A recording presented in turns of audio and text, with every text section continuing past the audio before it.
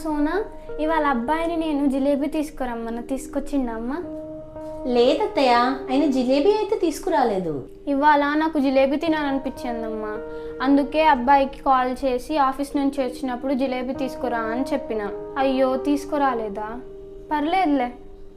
జిలేబీ ఎప్పుడైనా తిందురు కానీ ఇప్పుడైతే అన్నం తినండి అత్తయ్య, డిన్నర్ టైం అయింది కదా. లేదమ్మా, నాకు ఆకలిగా లేదు, నేను అన్నం తినను. ఏవండి, అత్తయ్య మీకు ఇవాళ జిలేబీ తీసుకురమ్మని కాల్ చేశారా? అరే అవునే, మర్చిపోయాను. రేపు క్యాంపుకి వెళ్తా కదా, వచ్చేటప్పుడు తీసుకొని వస్తా. వెళ్ళి అమ్మతో చెప్పు. నేను చెప్పానండి, మీరే వెళ్ళి చెప్పండి.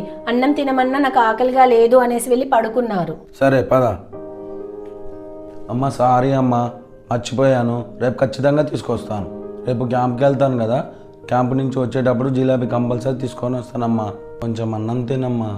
నాకు ఆకలి లేదు, నాకేం తినాలని అనిపించట్లేదు.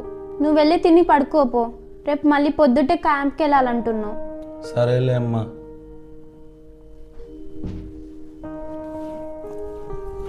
అబ్బా ఎంత మంచి స్మెల్ వస్తుందో కిచెన్లో నుంచి. వెళ్ళి చూద్దాం. అమ్మా నువ్వా, ఇంత పొద్దుట కిచెన్లో ఏం చేస్తున్నావు? నువ్వు ఇవాళ క్యాంప్కి వెళ్తున్నా అని చెప్పినావు కదా, నీకు బయటి ఫుడ్ పడదు కదా, అందుకే నీకోసం బ్రేక్ఫాస్ట్ లంచ్ ప్యాక్ చేసేసిన.